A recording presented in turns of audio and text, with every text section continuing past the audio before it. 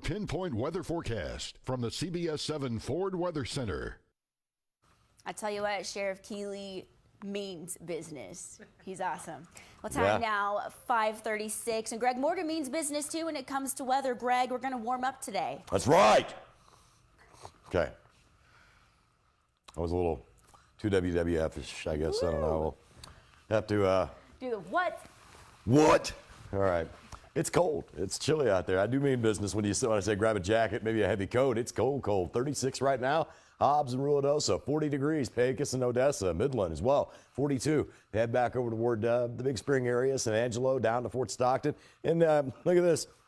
Temperatures once again at or even a little below freezing. Did you know that yesterday morning, and I got to say, I didn't see it coming. I really didn't. I didn't think we'd be able to squeeze it out, but a few snow flurries were reported at the McDonald Observatory in the Davis Mountains. It was a confirmed snowfall event yesterday in parts of the area. I didn't think we'd be able to squeeze. Yeah, we had that little bit of moisture we were able to squeeze out yesterday. Didn't think we were going to be able to get cold enough to do that, but sure enough, in a few spots in higher elevations, we were able to do that. Now, we're back down to around the freezing mark. Marfa and Alpine this morning, 32, 33 degrees. You get into Fort Davis, some of the surrounding areas, especially as you get up toward the McDonald Observatory. You're up there in a little bit higher altitude.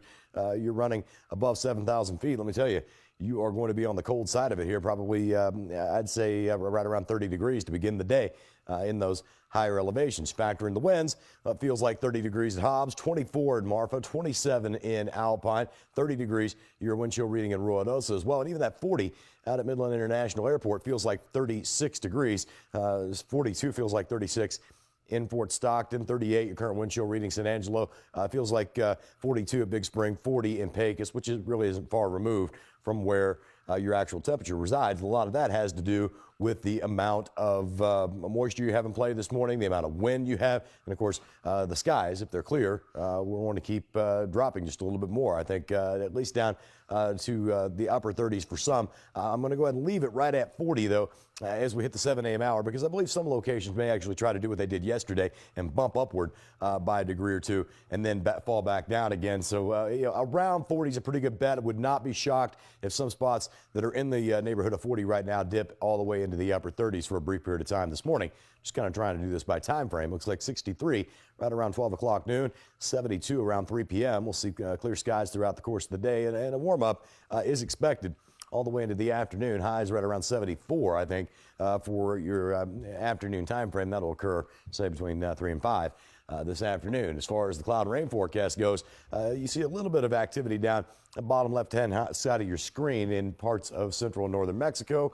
A little activity moving across New Mexico, but here in the Permian Basin, I think anything more than one or two straight clouds is going to be just out of the question. So I'll call it sunny skies today, tomorrow, and Friday, Saturday as well. Looks like high temperatures in the mid-70s today, the mid-80s tomorrow, the upper 80s return Friday and Saturday.